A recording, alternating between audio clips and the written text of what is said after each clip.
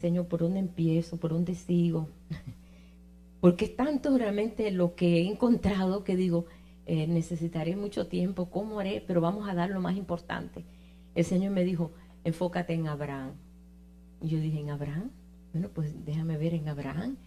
Sí, porque con él es que hice mi pacto. Y volví a renovar el pacto, pero con sangre. El Señor me dijo, lo hice con Abraham, pero no con sangre. Y entonces ahí pues ya me emocioné, ¿no? Y empecé a buscar y wow, encontré cada cosa tremenda. Y quiero decirte que tú eres hijo de Abraham. Es verdad que sabemos que somos hijos de Abraham, porque dice que son los de la fe, los hijos verdaderos de Abraham. Así que tenemos que estar bien conscientes de eso. Así que me dijo que me enfocara en Abraham. Yo dije, bueno, pues está bien, Señor, yo me voy a enfocar aquí en Abraham. Todas estas bendiciones que vemos nosotros con Abraham, yo busqué aquí en la escritura y vi que la primera vez que se habla de pacto, un pacto es un acuerdo, pero no es un pacto como un acuerdo, no, un pacto es algo todavía más fuerte, sobre todo el pacto que se hace con sangre. Para nosotros un pacto, bueno, quizás no tiene una resonancia muy grande porque no estamos tan acostumbrados con eso. Pero en los antiguos un pacto era algo que no se revocaba con nada. Había que cumplirlo al dedillo.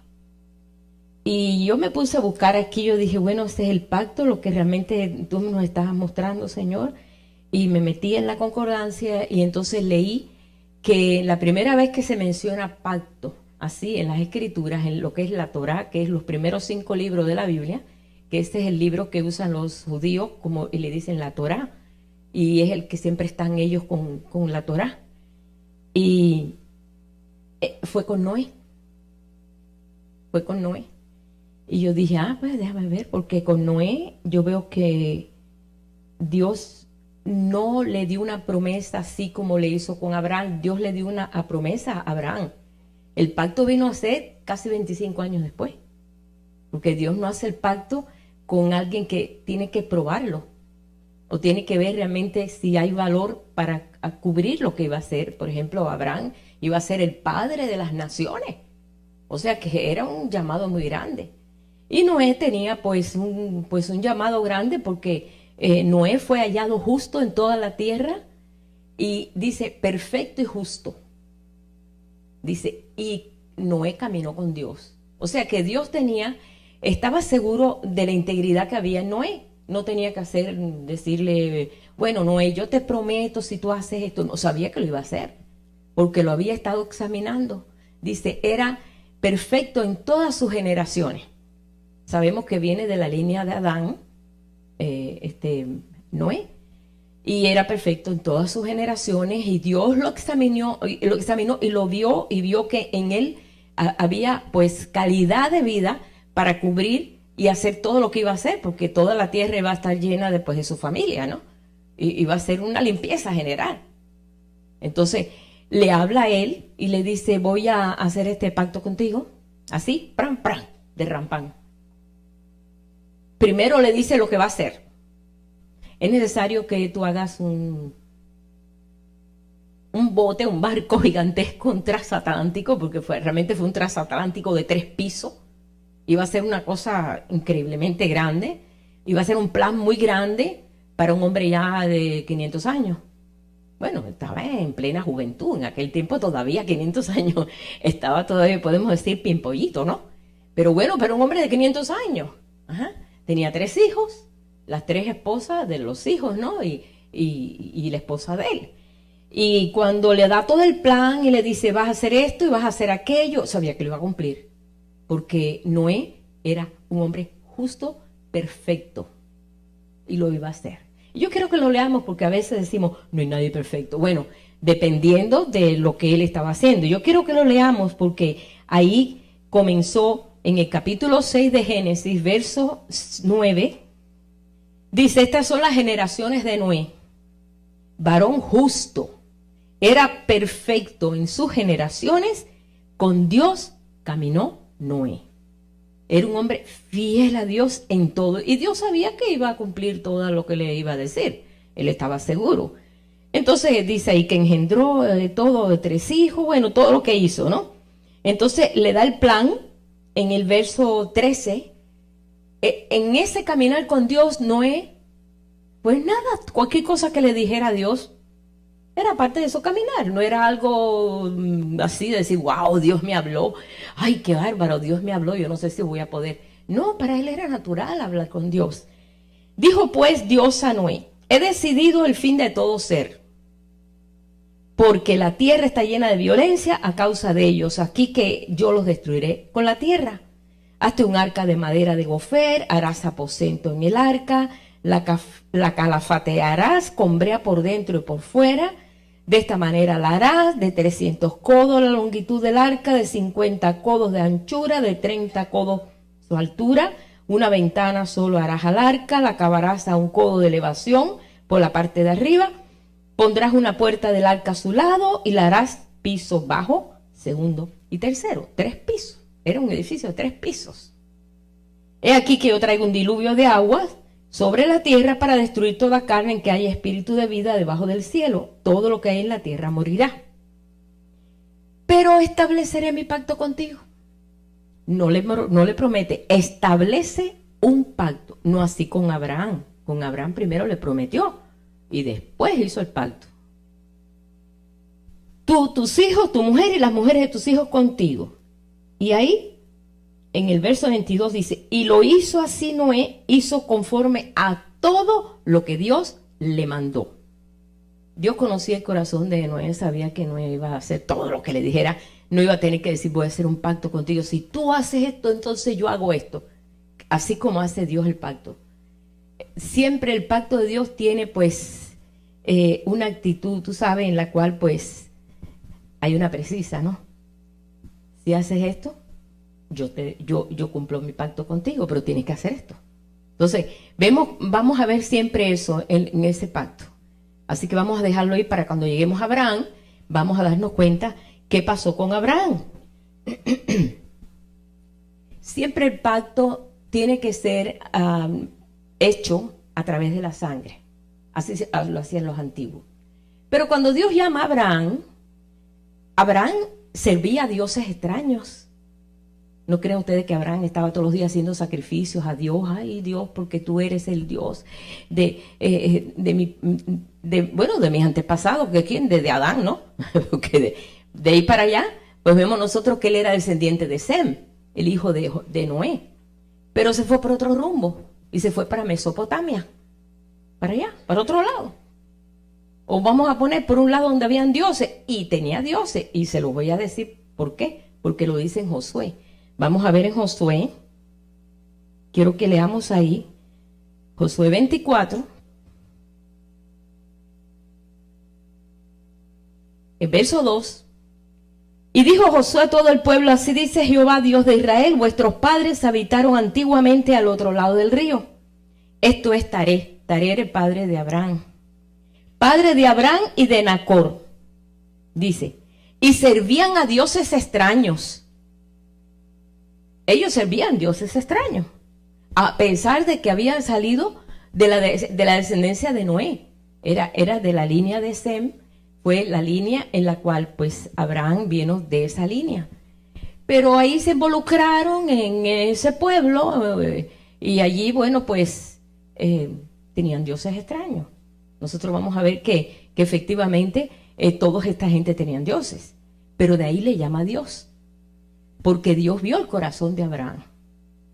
Y Dios vio el corazón de Abraham y le pone el reto. Le dice, sale de tu tierra, de tu parentela, y te voy a mostrar una tierra. Dios le habla así.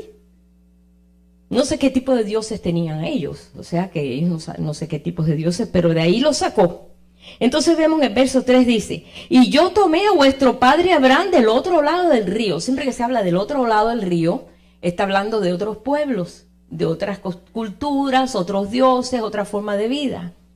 Dice, y lo traje por toda la tierra de Canaán y aumenté su descendencia y le di a Isaac. Bien, vamos entonces a pararnos ahí. Y ahí vamos a observar una cosa, que cuando Dios llama a Abraham, yo quiero que busquemos aquí.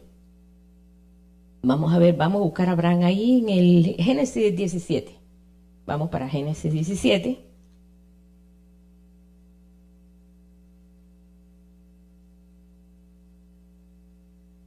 En Génesis 17, verso 1 y 2, por ahí. Ajá. Recuerdan ustedes que Dios lo llama, él sale de Ur de los Caldeos, entonces él comienza a conocer este nuevo Dios, este Dios que venía de, pues, de su padre Sem, de aquellos, ¿no? Del tiempo de Noé, de esto, y habían pasado bastantes añitos, ¿no? Y varias generaciones habían pasado. Pero Abraham tenía un corazón, algo que Dios encontró en Abraham, y le gustó. Nada más que tenía que mostrarse a él. Y le dice, bueno, sale de aquí, de tu tierra, de toda tu parentela, de todo lo que tú estás envuelto, y ven y yo te voy a mostrar una tierra nueva. Y él salió. Yo siempre le he dicho que Abraham era un hombre riquísimo. Él no salió buscando nuevos rumbos o a ver qué cosa, a veces encontraba mejor tipo de trabajo. No, él era un hombre riquísimo, tenía ganados, era un hombre rico. Tenía siervos, tenía ganado, tenía de todo. Pero él salió porque, motivado por ese llamado de este Dios de la antigüedad, pues él salió. Y entonces Dios comienza a revelarse a él poquito a poquito. Fíjense que él no se revela así de momento, así a Dios y le dice todo lo que voy a hacer y todo. No, él le va mostrando y va viendo la obediencia que va teniendo la persona y se va abriendo más. Así es él. Yo he visto que el Señor siempre actúa así con toda esta gente. Y se va abriendo, sabiendo que en la sangre de él corría la sangre de Sem, y la promesa estaba sobre esa línea de Sem, uno de los hijos de Noé. Sabía que por ahí tenía que venir el Mesías, el que iba a restaurar todas las cosas, y encontró ese potencial en él. Pero a pesar de que lo llama y le empieza a decir, y entonces Abraham comienza a ver, bueno, ¿qué tengo que hacer? Bueno, pues un sacrificio a Dios. En esta tierra, pues empieza a producir todo lo que realmente trataba de agradar a Dios de alguna forma. Y donde quiera que él llegaba con su tienda, lo primero que él hacía era un sacrificio a Dios. La conexión con su Dios. Era un hombre espiritual. Entonces él inmediatamente hacía su sacrificio al Señor. Porque yo siempre lo vi como una persona espiritual y yo nunca pensé que él estaba con dioses. Dioses extraños. Pero el Señor te puede llamar a ti, a mí, a cualquiera, al santero más grande, al brujero. Aquí Dios puede llamar a quien sea y cambiar el corazón. O sea, su corazón se transforma. Conocemos personas que han estado en lo más intenso de la brujería, cosas paganas, satánicas, y el Señor los ha sacado y los ha purificado, los ha llamado, ha sido un cambio total en la persona. El único que puede hacer eso es el Señor. La búsqueda que tiene a veces la persona por su Dios, por un Dios verdadero y real, busca aquí, busca allá, busca en la astrología, busca donde sea, hasta que se topa con el verdadero Dios. Hemos conocido gente, muchos testimonios así. No sé si alguna vez leyeron el libro de la brujería Cristo, que fue una mujer que tuvo un testimonio, llegó a ser el grado más alto de bruja en Inglaterra.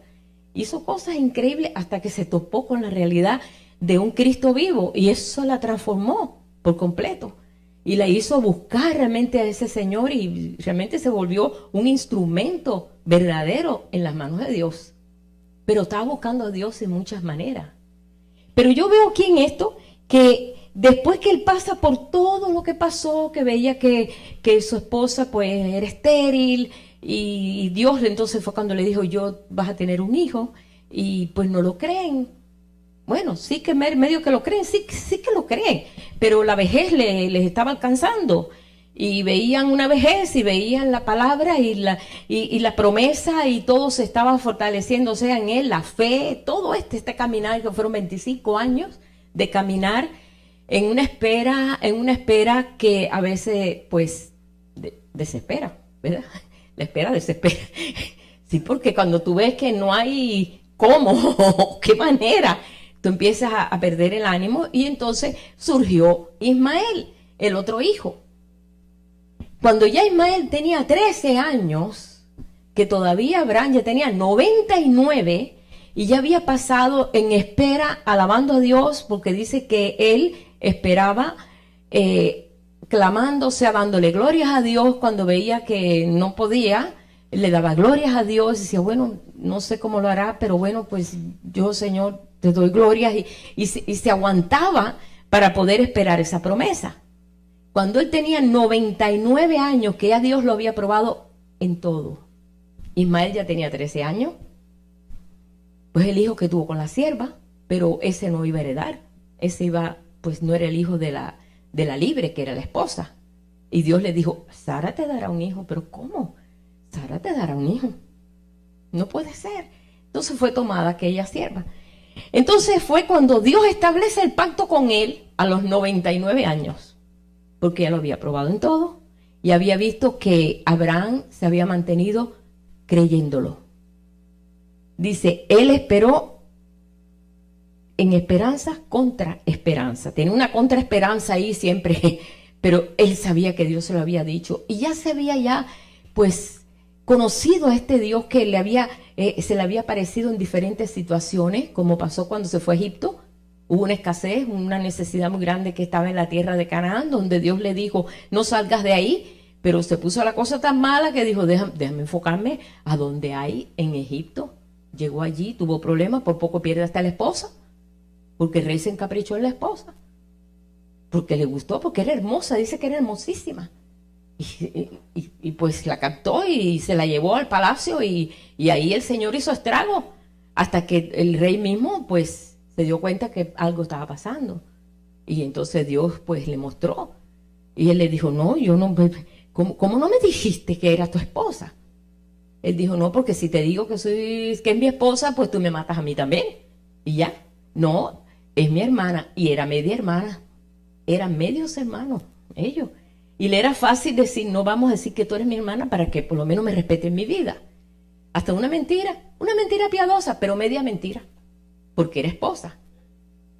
Sí, para cuidarse, ¿no?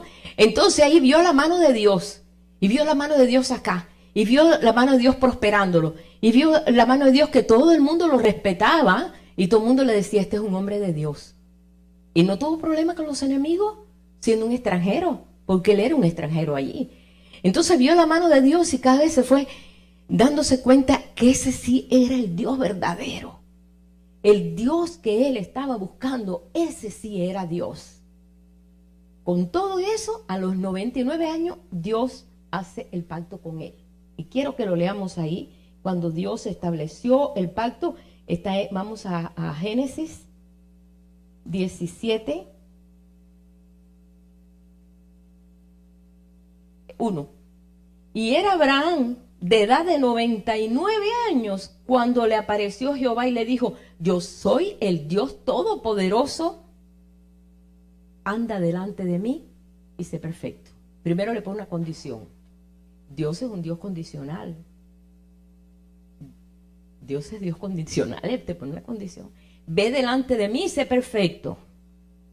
Y entonces pondré mi pacto entre mí y ti y te multiplicaré en gran manera. Pero anda delante de mí y sé perfecto. Óyeme, ya había caminado casi 25 años delante de Dios. Óyeme, era para saber. Pero él sabía que realmente Dios le había dado todo ese potencial de vida, ¿no? En ese tiempo. Entonces Abraham se postró sobre su rostro y Dios habló con él diciendo, aquí mi pacto es contigo y serás padre de muchedumbre de gentes. Y ahí estamos nosotros también retratados. Pues sí, ahí estamos todos nosotros ahí también colados aquí en esa tremenda bendición. Ahí nos vio.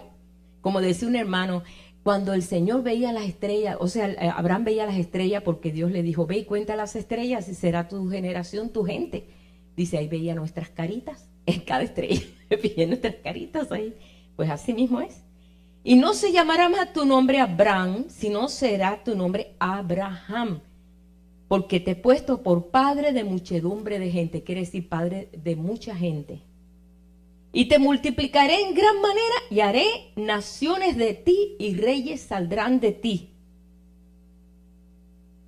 Y te daré a ti y a tu descendencia después de ti la tierra en que moras, toda la tierra de Canaán, en heredad perpetua y seré el Dios de ellos.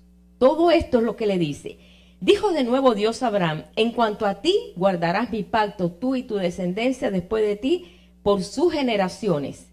Y este es mi pacto que guardaréis entre mí y vosotros y tu descendencia después de ti. Será circuncidado todo varón de entre vosotros. No estaban circuncidados, esa era la señal de pacto. Circuncidado es cortar alrededor. Ellos lo hicieron en lo natural, porque recuerden que siempre está mostrando la ley en lo natural, pero nosotros estamos en la parte espiritual, porque dice que el verdadero judío es el que es circuncidado en su corazón.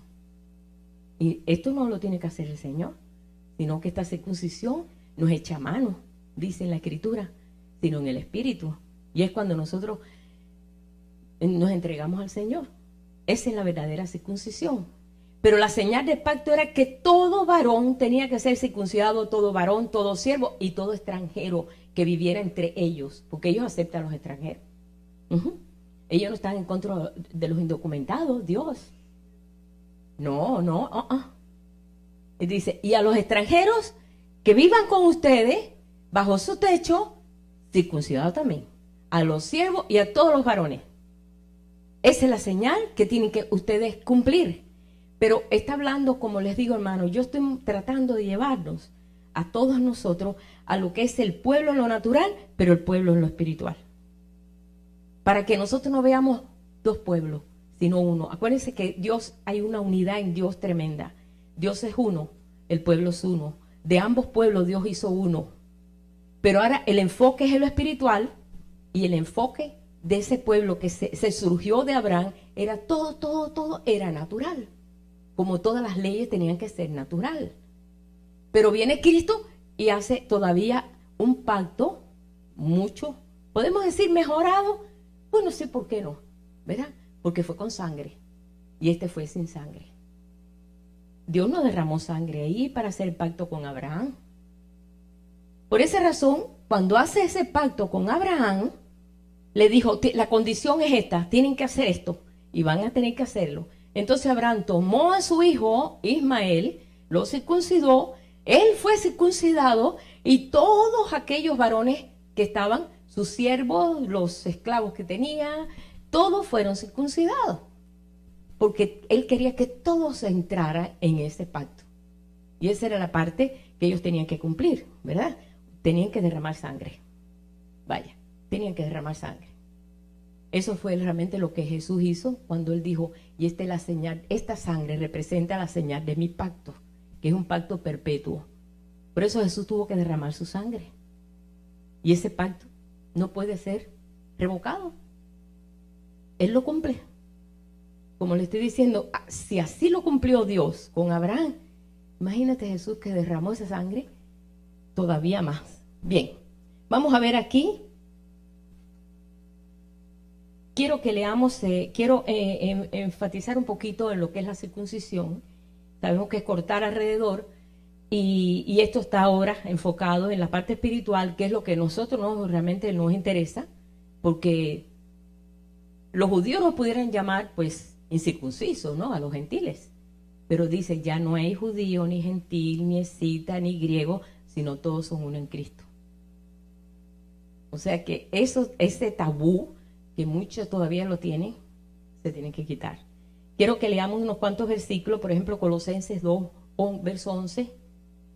Dice, en él también fuiste circuncidado, por circuncisión no hecha a mano, al echar de vosotros el cuerpo pecaminoso carnal en la circuncisión de Cristo. Vamos a Romanos 2:29. Es judío el que lo es en lo interior y la circuncisión es la del corazón, en espíritu, no en letra. Esa es la verdadera circuncisión que nosotros tenemos que estar asimilando ahora, entender esto. Filipenses 3:3. Porque vosotros somos la circuncisión. Estamos hablando con pueblos gentiles, Filipos.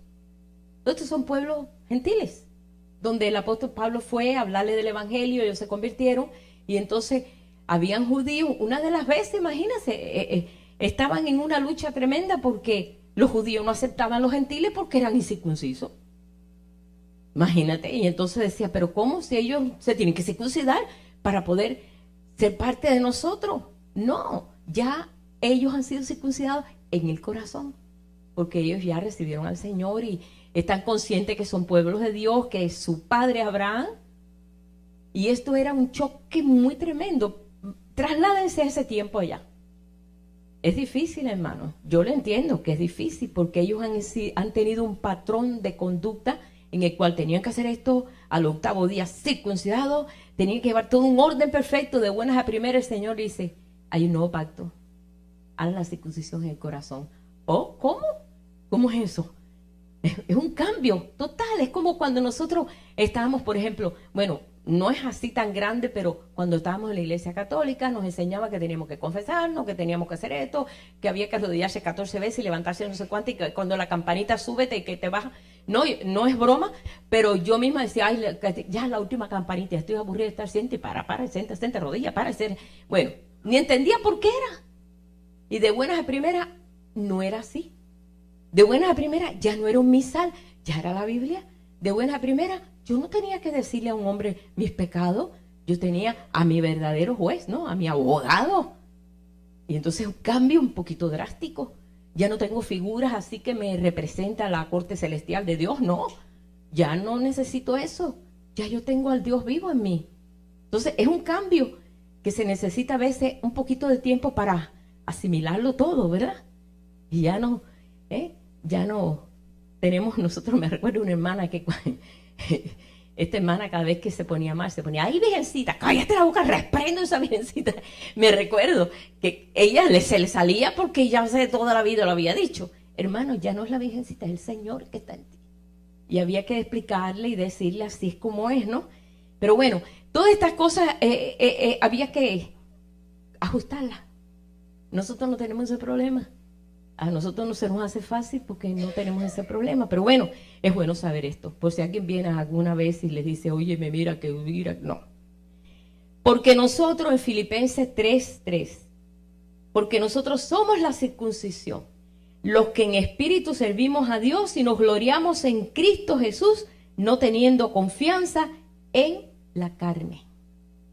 Y hay más versículos, pero no quise ir tanto porque ya era mucho ya. Aquí dice que, y lo más importante aquí, hermano, qué tremenda palabra se le dio a Abraham cuando Dios le dice, y vas a tener un hijo, y dice, Señor, Ismael, ¿te vas a acordar de Ismael? No es Ismael, no es Ismael. Es un hijo que va a tener Sara. Y entonces Abraham se ríe. Mira, no aparece que lo regañaron por reírse. Resulta que el ángel, pues, quien le dijo que se rió fue ella, pero él se rió también. Y yo no sé, se rió para adentro, se escondió para reírse, pero él se rió. Él se rió. Mira lo que dice aquí. No, es que a mí me gusta desglosar bien, porque a veces nos echan la culpa a todos a nosotros. No, tampoco así, ¿no? Dice, en el verso, estamos otra vez en Génesis 17, no nos hemos ido ahí. Dijo en Génesis 17, verso 15. Dijo también Dios a Abraham, después que le da el pacto, le da todo. A Sarai tu mujer no la llamarás Sarai, mas Sara será tu nombre. Sara quiere decir princesa. O sea que ahora le vas a decir princesa. Sí, Sara quiere decir princesa. Y la bendeciré y también te daré de ella un hijo. Sí, la bendeciré. Y vendrá a ser madre de naciones, reyes de pueblos vendrán de ella. Entonces Abraham se postró sobre su rostro y se rió. Se echó a reír. ¿Quién iba a creer eso? 99 años. Y la esposa también 10 años menos. Tenía 89. Y dijo en su corazón, a hombre de 100 años ha de nacer hijo. Y Sara de 90 años ha de concebir. Ya tenía 90, le había quitado un año. Y dijo Abraham a Dios. Abraham le dice a Dios, ojalá Ismael viva delante de ti, porque ya tenía un hijo de 13 años. No, Ismael, Dios no iba a hacer pacto con Ismael. No era lo mismo. Ismael era una mezcla de egipcio con judío, es una bomba de tiempo. No era eso lo que Dios quería, ¿no? Entonces le dice aquello, y respondió Dios, le dijo, ciertamente Sara, tu mujer, te dará a luz un hijo y llamará su nombre Isaac, y confirmaré mi pacto con él como pacto perpetuo para su descendencia, dice, después de él. En cuanto a Ismael, bueno, también te he oído. He aquí que lo bendeciré y le haré fructificar, multiplicarse mucho en gran manera. 12 príncipes engendrará y haré de él una gran nación. Sí, Dios, ya lo sé. Tantos árabes, muchos. Una gran nación. Que vino a ser lucha siempre con Isaac. Tuvo que echarlo de la casa porque le hacía la vida imposible a Isaac. Cuando Isaac nació, lo humillaba, lo ultrajaba, lo tenía y tuvo que echarlo fuera para que no afectara el crecimiento del hijo de la promesa. Y tuvo que echarlo fuera con el dolor de su corazón, echarlo afuera. No hizo pacto con él, pero lo bendijo, porque era también simiente de Abraham. Y hasta este día ellos creen que ellos son los verdaderos de la promesa porque él era el primogénito de Abraham. Tienen razón, en cierta forma, pero no era el hijo de la libre. Ellos dicen que no es Isaac, que el verdadero es Ismael, y esa es la pugna que ha habido hasta este día de hoy. ¿Qué cosa, verá? Como una consecuencia puede traer tanta lucha, como un error o una mala decisión puede provocar tantas guerras que hemos visto. Bien, bien. Le dice, pero yo estableceré mi pacto con Isaac, el que Sara te dará luz por este tiempo el año que viene, y acabó de hablar con él, y subió Dios de estar con Abraham. Y tomó Abraham a Ismael, su hijo, y a todos los siervos nacidos en su casa, a todos los comprados por su dinero, a todo varón entre los domésticos de la casa de Abraham, y circuncidó la carne del prepucio de ellos en aquel mismo día, como Dios le había dicho. Cumplió, dijo. Hoy cumplo toda la palabra que Dios me dijo. Este es el pacto y yo lo creo, y yo lo recibo, y yo voy a caminar a favor de él, y voy a circuncidar aquí a todo el mundo. Y todo el mundo, todos los varones fueron circuncidados. Y Dios le dio la promesa y se cumplió. Y le puso por nombre Risa, porque Isaac quiere decir risa. Porque se rieron. Digo yo, qué casualidad, pero es por eso. Isaac quiere decir risa. Bien, aquí nosotros vemos como que Dios cumple la promesa de una palabra, de un pacto, que aunque no fue hecho con sangre, pues sabemos nosotros que todos los pactos tienen que ser hechos por sangre. Y nosotros aquí lo vamos a leer en Gálatas. Vamos a ir a Gálatas ahora. Y mirando la historia, me alegra tanto cuando vemos en la historia cómo Dios cumple con el propósito. 600 años después de Abraham, esta nación llegaron a ser 600,000. ¿Viste? 600 años. Dios conoce mucho los números, conoce restar, multiplicar, dividir, sumar. Dios es el que inventó la matemática. Y 600 años después son 600,000, y lo dice aquí la Escritura. Ahí lo encontramos en Éxodo 12:37. Si quieren lo pueden leer. Si no, dice, eran 600 hombres de guerra, 600,000 hombres de guerra salieron de Egipto, que fueron ya pues al desierto a oír la ley y todo lo que tenían que hacer, sin contar los niños ni las mujeres. Así que eran un promedio de 2 billones de gente. Salieron de los lomos de estos viejitos. Qué tremendo, cómo Dios cumple su promesa, y era una multitud, como les decía, y eso no es nada. Vete a Apocalipsis y ahí Juan explica la cantidad de multitudes, de millones, de millones, de millones que él ve adorando a Dios. Todo eso viene de la descendencia de Adán, de Abraham, el padre de la fe, porque son hijos de la fe. Ahí estamos todos nosotros, todo el pueblo de Dios, a través de todos estos años, que han creído al pacto, el nuevo pacto que hace 2000 años Jesús efectuó, y se ha cumplido todas estas cosas. Tremendo lo que el Señor ha hecho. Y esto solamente era el comienzo. Uno solito, Abraham. Por eso me gusta mucho el himno nacional judío, hebreo, de Israel. Se llama Hatikva. Hatikva. Se llama, quiere decir esperanza. Hatikva. Dice, mientras exista un judío en la tierra, hay esperanza. Y ese judío que nosotros tenemos, Jesucristo. Y el canto es precioso, porque tiene un mensaje espiritual profundo que nos toca. Pero uno de ellos es, mientras existe, vamos a tener esperanza. Porque ustedes saben que ellos se han casi extinguido de buenas a primeras, el Señor los ha multiplicado. Se han extinguido, mataron 6 millones en la Segunda Guerra Mundial. Ahora, ¿sabe cuántos millones de judíos en Israel? Hay 6 millones. Aparte de los demás que vienen, que árabes y todos, que hay en total hay 8 millones de gente ahí. Pero judíos, 6 millones. Qué tremendo. ¿Sabe cuántos judíos hay en toda la tierra? Sin contar los judíos en el espíritu. 14 millones. 14 millones. Entre aquí y allá y donde quiera que haya, y están subiendo más. Pero le estoy diciendo porque yo quiero que vea cómo el Señor es fiel a la palabra que le da, pues, a sus patriarcas, la palabra que le dio de promesa a los patriarcas, cuando todo parecía que era imposible. Y Dios es fiel en todas estas cosas, ¿verdad? Pero quiero que veamos aquí en Gálatas, como le dije, Gálatas 3, verso del 6 al 15 más o menos, dice: así Abraham creyó a Dios y le fue contado por justicia. Sabed por tanto que los que son de fe, estos son hijos de Abraham, los que son de fe. Y la Escritura, previendo que Dios había de justificar por la fe a los gentiles, dio de antemano la buena nueva a Abraham, diciendo: en ti serán benditas todas las naciones. Ahí están todas las naciones, no la nación solamente de Israel, todas las naciones. Previendo el Señor con tiempo, Él le puso ese mensaje, sabiendo que hoy en día nosotros entendemos esto. Ellos posiblemente, no sé hasta dónde podían haber entendido de que todas las naciones que estaban llenos y cargados de cuantos dioses había, iban a creer un solo Dios. Había que tener fe para creer eso.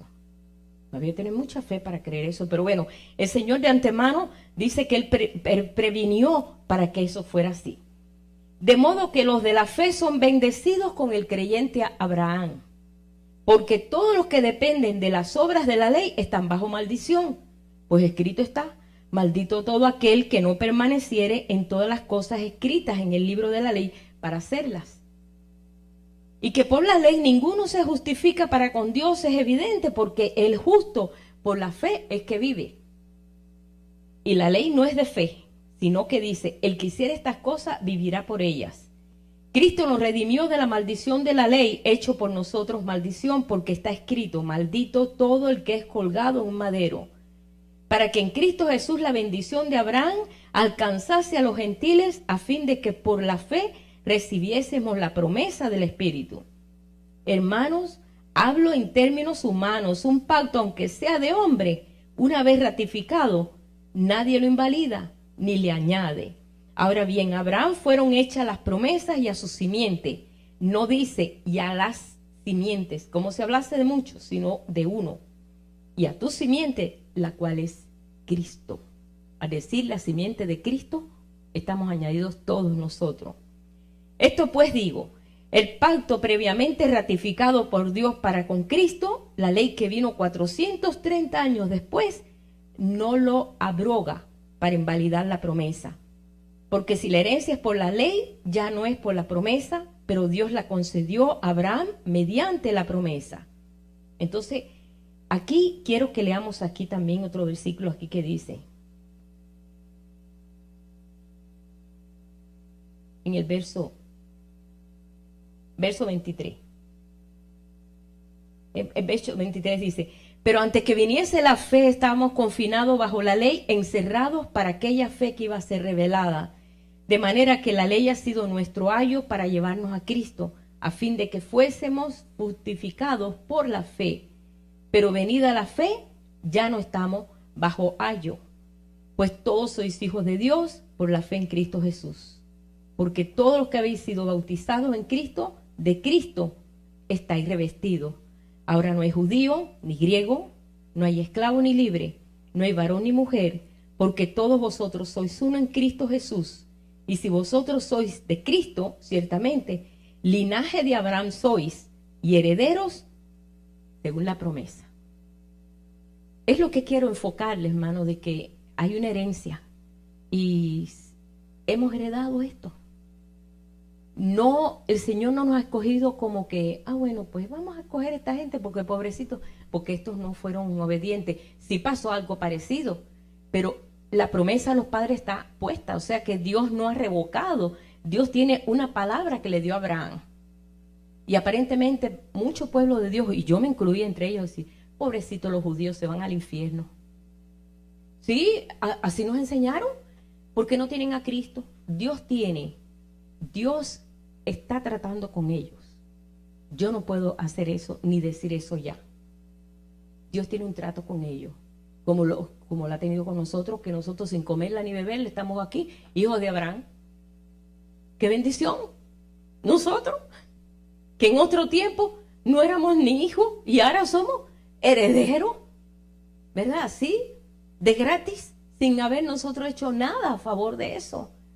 Mas el Señor está haciendo algo tremendo, en el cual hemos visto su mano, cómo el Señor ha prosperado allí. Eso es una cosa increíble, los milagros que se han visto allí. Tú dices, ¿cómo puede haber milagros donde si ellos no creen en Cristo todavía, ellos creen que el Mesías va a venir?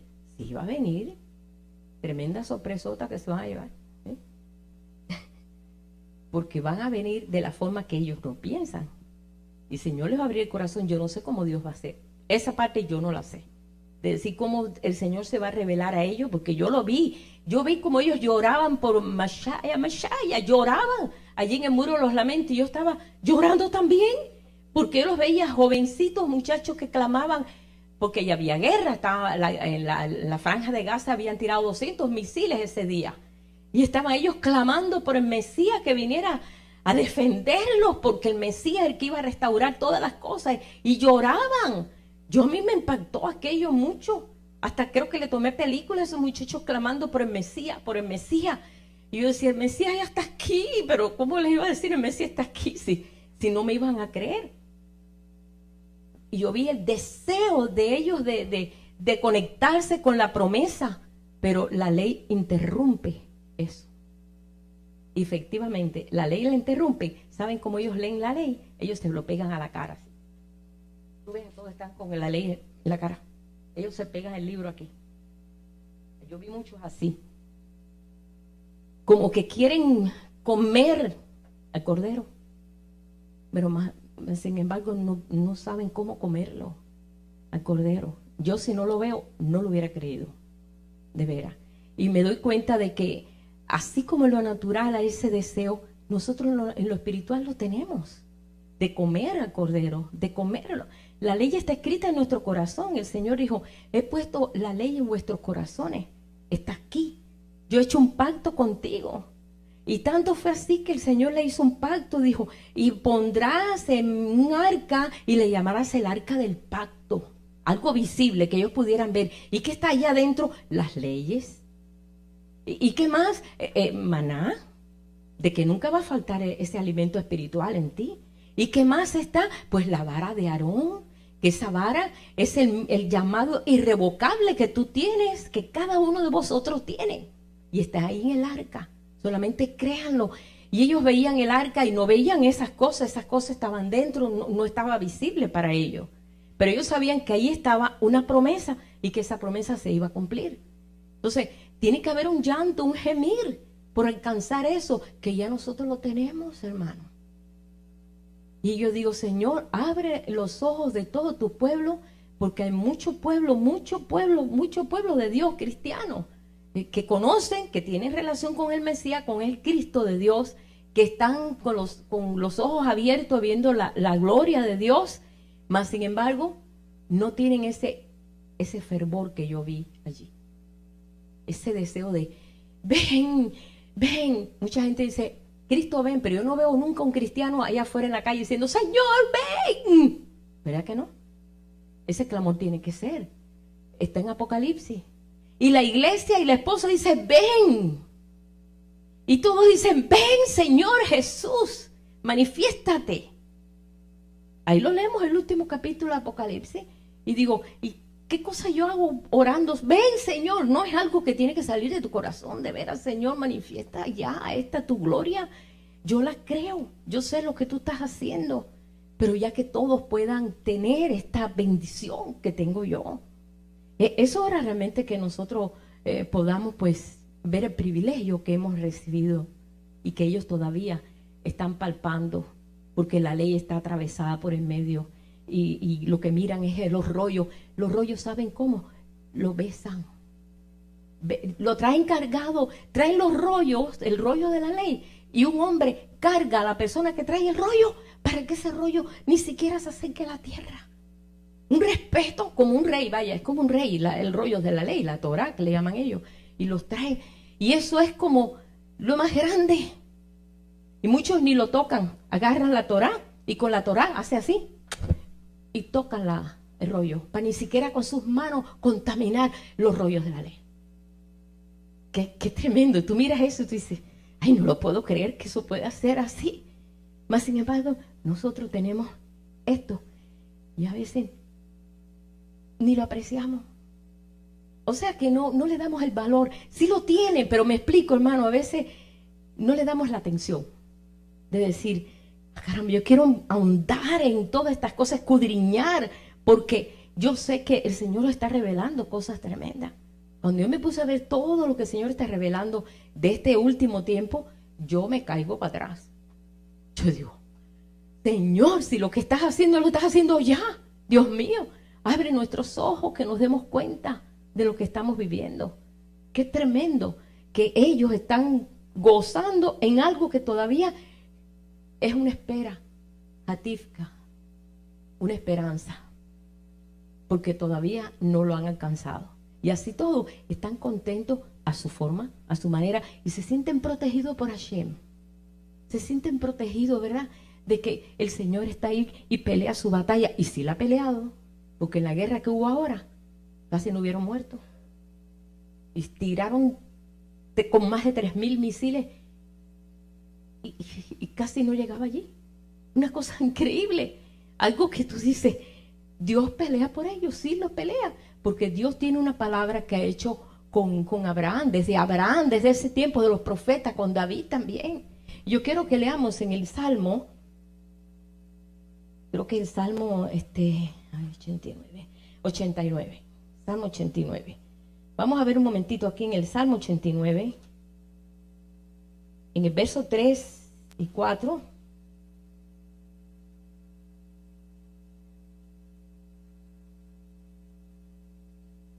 Dios hizo ese pacto con David. David, yo quiero hacer un pacto contigo. No faltará descendiente tuyo en el trono. Y Dios cumplió ese pacto con David. Y Jesús viene de la descendencia de David. Qué tremendo, ¿verdad? Y hubieron reyes horribles. Déjeme decirle, no todos los reyes de Judá fueron buenos. Algunos fueron horribles. Vaya, nunca comparado con los reyes de Israel. Ustedes saben que el reino se dividió en dos partes. La parte norte se dividió y le llamaban el reino de Israel, y la parte sur el reino de Judá. Y entonces de ese reino de Judá que se dividió después de Salomón, allí siguieron los reyes de Judá, hasta que ya vino Cristo. Pero mira lo que le dice. Hice pacto con mi escogido, Salmo 89, verso 3. Juré a David mi siervo diciendo, para siempre confirmaré tu descendencia y edificaré tu trono por todas las generaciones. Y celebrarán los cielos tus maravillas, oh Jehová, tu verdad también en la congregación de los santos. Porque ¿quién en los cielos se igualará a Jehová? ¿Quién será semejante a Jehová entre los hijos de los potentados? Dios temible en la gran congregación de los santos y formidable sobre todos cuantos están alrededor de ti. Oh Jehová, Dios de los ejércitos, ¿quién como tú poderoso eres, Jehová? Y tu fidelidad te rodea. Tú tienes dominio sobre la braveza del mar. ¿Recuerdan que Jesús detuvo los vientos? ¿Quién iba a pensar que un hombre iba a hacer eso? El Mesías. Por eso ellos dijeron, el mar y todo, y el viento lo obedece. Eso solamente lo podía hacer Dios, más nadie. Cuando se levantan sus olas, tú las sosiegas. ¿Sabes que ese salmo te habla, todo el tiempo te habla de Jesús también? Un poquito más adelante también está ahí. Entonces le dice, y tú dice, tú quebrantaste a Rahab como herido de muerte, con tu brazo poderoso esparciste a tus enemigos. Tuyos son los cielos, tuyo también la tierra. El mundo y su plenitud tú lo fundaste. El norte y el sur tú los creaste. El Tabor y el Hermón cantarán en tu nombre. El Tabor es el monte donde Moisés, Dios le dijo, sube al Tabor y de ahí mires todo Israel, porque no vas a entrar a la tierra prometida, pero te dejo que lo mires desde el monte Tabor, y desde ahí es un monte redondito, redondito, redondito. Y Hermón es el monte que está más al norte, bien al norte, que es un monte que le llaman el monte nevado, siempre está con nieve, y para muchos teólogos dicen que ese es el monte de la transfiguración, el monte Hermón. Los judíos que están en Israel dicen que no, que es Tabor. Hay una controversia en eso, yo no digo si es uno o si es otro, pero esos son dos montes tipo. Por eso dice, el Tabor y el Hermón cantarán en tu nombre.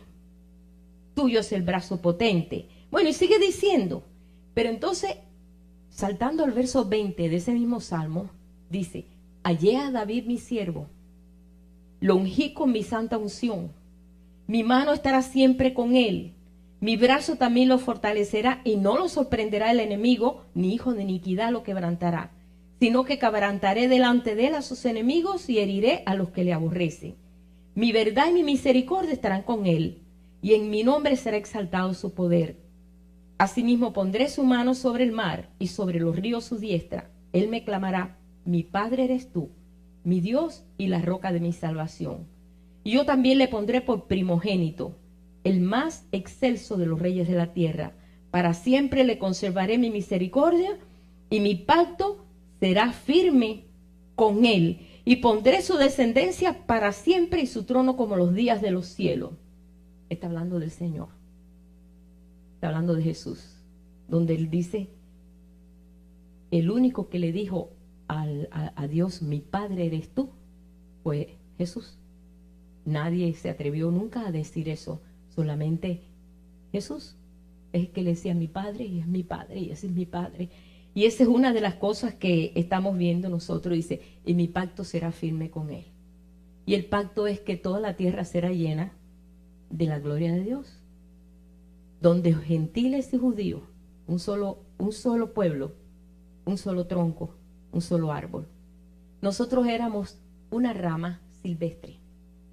Pero el tronco de la fe, que era un silvestre, no era un silvestre, era un árbol que traía toda la verdad y todo lo que son el pacto de Dios, todo lo que son las leyes. Nosotros simplemente fuimos unidos a ese tronco, siendo nosotros silvestres, o sea que no íbamos a dar ningún fruto. Mas sin embargo fuimos nosotros injertados. Y este árbol tenía una rama, entonces Dios la desgajó. Que es el pueblo de Israel que ha estado pues sin conocer al Mesías, desgajado. Dice, pero yo soy suficiente para volver a ponerlo. Así dice el Señor. Dice, yo soy suficiente para volver a poner esa rama en su lugar y que ellos puedan también ser parte de lo que nosotros también somos parte. Eso también está escrito, hermano. Yo cuando eso también yo lo vi, yo dije, Dios, qué grande tú eres. Tú me permitiste ir a Israel natural. Yo sé que no tengo que ir allá, pero Dios permitió por algo. Yo sabía que me quería enseñar algo y era ver que Dios está haciendo un trabajo muy tremendo. Pero nosotros somos protagonistas de esta parte y nosotros tenemos que cumplir esta parte. Porque mientras no se complete el número de los gentiles, no se va a completar aquello ya. ¿Qué les parece? Somos parte integral de esa obra que Dios tiene. Dice, fue desgajado, ese gajo que era tan importante, fue desgajado porque ellos lo entendieron. Ellos dijeron, no entendemos, nosotros creemos la ley, los profetas y Moisés. Y Pablo, le dijeron al apóstol Pablo, no queremos entender eso que tú dices. Y Pablo dijo, me voy a los gentiles. Y se fue a predicar a Asia. Y ya dijo, me voy a los gentiles. Y se fue a Asia y bueno, llenó todo lo que es Asia de la palabra. Allí están las 7 iglesias de Asia. Efeso, Esmirna, Tiatira, todo eso lo llenó y eran puros gentiles. Atenas, hasta España. ¿A cuánto? A Roma, a todos esos lugares llegó Pablo. Siendo pues a veces pues estaba pasando peligro, fue preso, perseguido, porque traía pues un mensaje del Mesías. Era algo nuevo, como cuando llegó a Atenas, que tenían ahí dioses habido y por haber, y vieron ahí una plataforma ahí como un trono o algo aquí, como un altar, donde no había Dios ninguno, y tenía un letrero que decía, al Dios no conocido. Y el apóstol Pablo dijo, ese es el Dios que yo vengo a anunciar. Dios le dio la sabiduría. Ese es el Dios que yo vengo a anunciar, que es el Dios de los cielos y la tierra. ¿Cómo? Y se convirtieron muchos. Porque ellos estaban esperando un Dios que llenara todo. Ellos tenían el Dios de la luna, el Dios del sol, el Dios de la lluvia, el Dios de la qué sé yo, el Dios de... Eran muchos dioses. Y de buenas a primeras, este es el Dios de todo. Pues todo el mundo quiere ese Dios. No tienen que estarle rogando y ponerle flores aquí, poner flores allá y poner flores acá. Y al Dios de la condenación y al Dios de qué sé yo qué. No, era uno solo. Entonces el apóstol Pablo se dedicó a los gentiles, vino a ser apóstol de los gentiles. Que por cierto, mi hermano estaba escribiendo, me mandó un texto, estaba escribiendo algo ahí y yo dije, wow, qué bien. Y dice, el apóstol Pablo, que abrió tantísimas iglesias en todo Asia, dice, yo no merezco ser ni apóstol. Y muchos, nada más que abren 2 iglesias, se creen el superapóstol. Y lo digo para que lo oigan, para que no se dejen engañar. Si es verdad, hermano. Dice, abrió todas esas iglesias en Asia y él ni siquiera decía, yo no merezco ser ni apóstol. No merezco. Porque como un abortivo, yo vengo a conocer al Señor. Y yo que fui perseguidor de la iglesia, ahora soy apóstol. Pero mira, no lo quiero ni decir. Y cuando le dijeron en Gálatas, dice, apóstol, no de hombres, sino de Jesucristo. Me gusta mucho la humildad que este hombre se conduce siendo fariseo, porque fue fariseo. Es conocedor de la ley, era un hombre bien envuelto en la ley, muy educado, muy preparado, aparte de saber no sé cuántos idiomas y aparte de saber tener 2 ciudadanías, era romano, era judío. Era un hombre muy capacitado y político, amigo de reyes y todo. Y de buena primera dice, yo no merezco ni ser llamado apóstol. Eso es una humildad no fingida. Es una humildad llena del amor de Dios. Dios le realmente tocó ese corazón para poder salirse de todo lo que es el enredillo de la ley que le exigía tanto, 613 preceptos ellos tenían que cumplir. Y ahora, por cierto, ahora dijeron que ahora han bajado un poquito el precepto. Eso me estaba diciendo el guía de Jerusalén. Ahora no son tantos. Hasta uno que hicieron 1000 años después que Jesús vino, hicieron un nuevo precepto, o sea, pues 1000 años después, que era que si se te cae una oveja o se muere, alguien está enfermo o algo, en un Shabbat, en un sábado, tú puedes ir a ayudarlo. Y eso no se permitía en los tiempos de Jesús. Recuerden que le decía, ¿y por qué tú el sábado sanas si tú sabes que el sábado no se puede sanar, ni se puede hacer nada? ¿Y por qué tus discípulos recortan espigas el día sábado? Y Jesús le dijo, ¿y si se te cae un animal allí, un hueco, tú no lo sacas ahí el sábado porque sabes que se te va a morir? Oh, eso sí, tú sabes, porque eso sí. Bueno, pues ahí hicieron una ley, un precepto, lo alteraron, lo arreglaron, ¿cómo se llama? Con ayuda de lo que hacen todos los escribas y todo eso. Y entonces ahora sí se puede hacer, en un caso de emergencia. Pero ellos no hacen nada el día de sábado. Nosotros nos atoramos en el elevador del hotel, el Shabbat, y el elevador ellos ni siquiera lo tocan, para en cada piso, y estábamos en el 8º piso.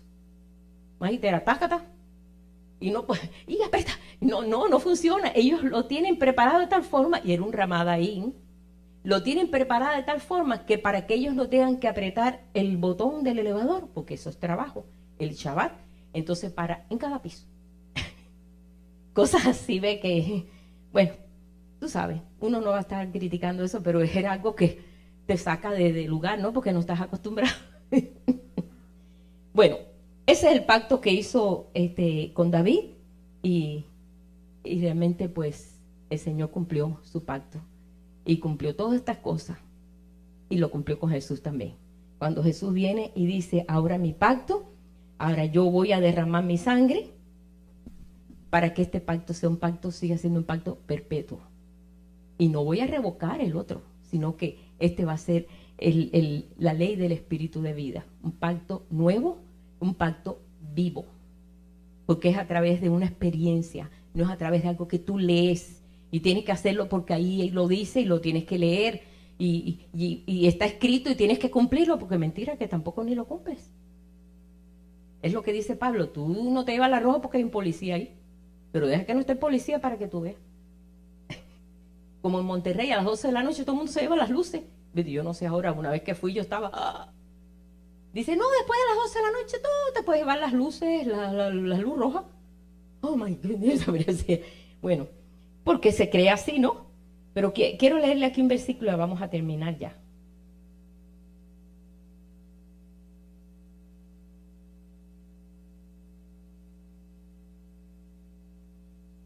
A ver dónde lo puse, un momentito, un segundito. Bueno, vamos a ver Hebreos 9:15, vamos a terminar ahí, Hebreos 9:15, lo que dice aquí. Hebreo te habla mucho de todo esto, lo que tiene que ver con el tabernáculo, con las leyes y todo esto, te aclara mucho. Hebreos 9:15.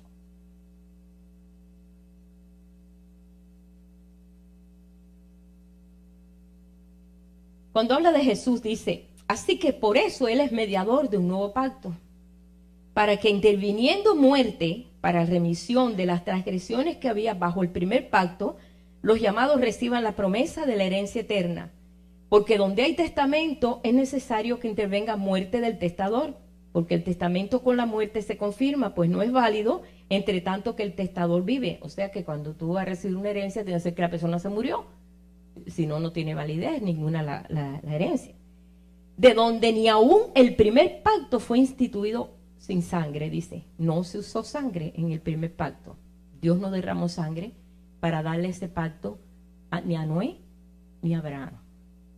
Porque habiendo anunciado a Moisés todos los mandamientos de la ley a todo el pueblo, él tomó la sangre de los becerros, de los machos cabríos, con agua, lana, escarlata y hisopo, roció el mismo libro y también a todo el pueblo diciendo, esta es la sangre del pacto que Dios os ha mandado.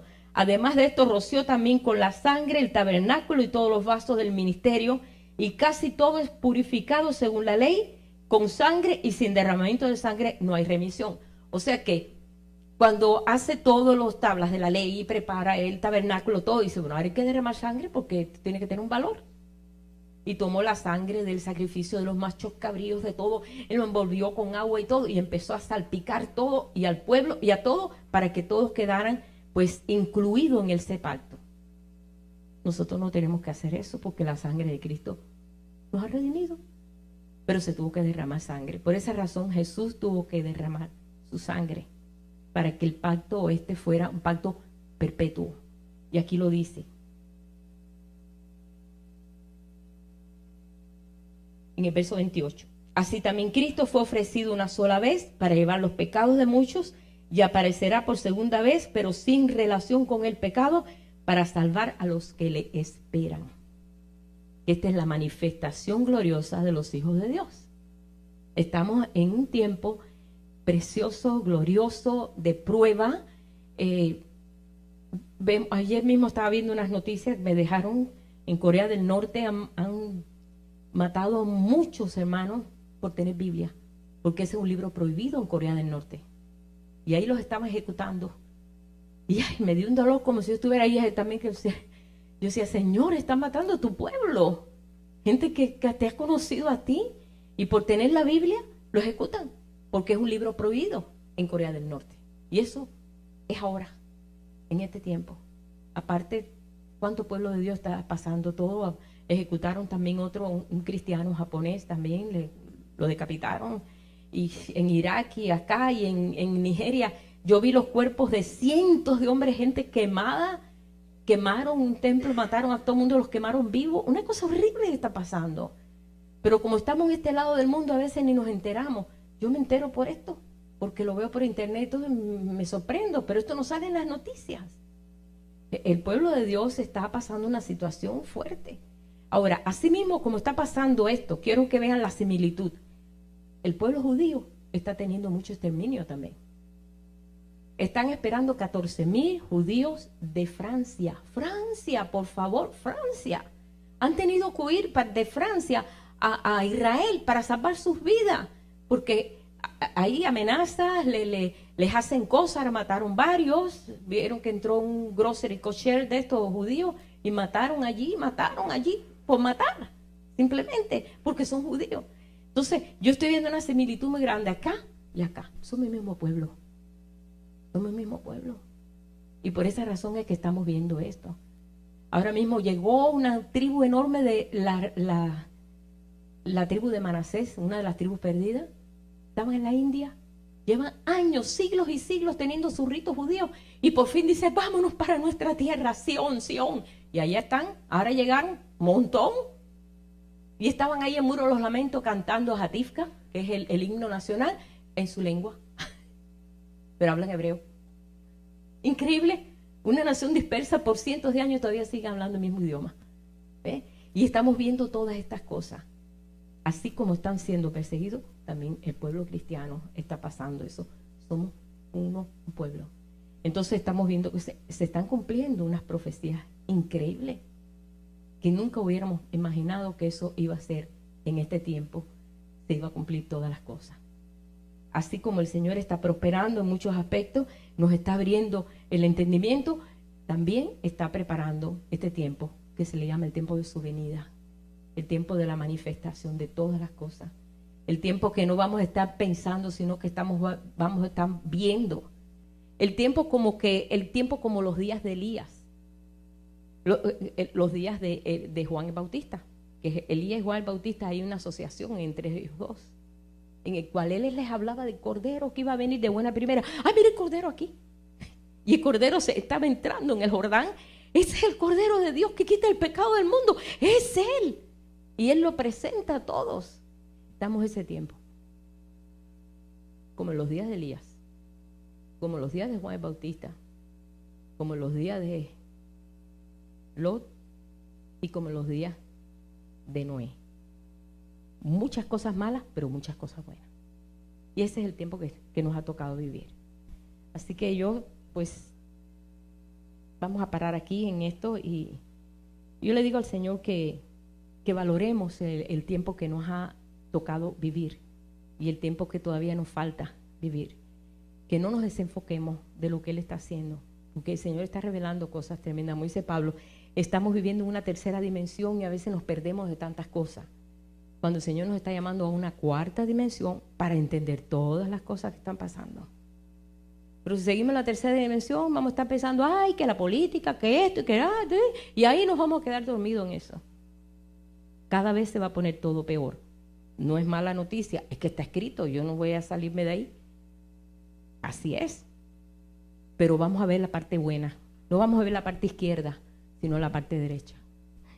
La parte derecha de Dios, lo bueno de Dios. Lo que está haciendo en su pueblo, lo que nos está preparando para el tiempo de su venida. Este es el tiempo de su venida, que es gloriosa, porque es el tiempo de la manifestación de todas las cosas.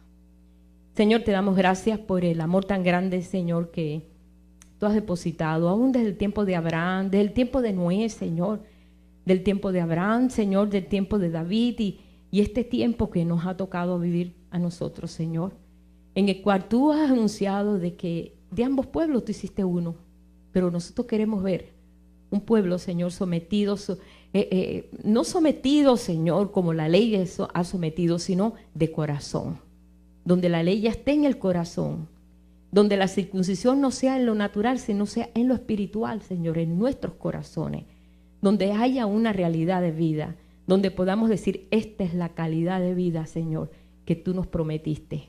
Y esto es lo que estamos nosotros en este día, dándote gracias, pidiéndote a ti, Señor, que nada de las cosas, Padre, que se presentan delante de nosotros, Señor, nos frene ni siquiera nos desanime, sino que sigamos adelante, porque Abraham tuvo mucha oportunidad para desanimarse, pero tú lo mantuviste, Señor, hasta que pudo cumplir lo que tenía que cumplir, y tú hiciste un pacto eterno con el tremendo Señor.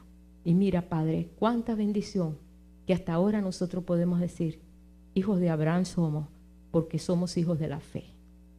Te doy gracias en esta noche, Señor, y aquí con mis hermanos, pues te bendigo, Señor, y te digo que sigas adelante, Señor.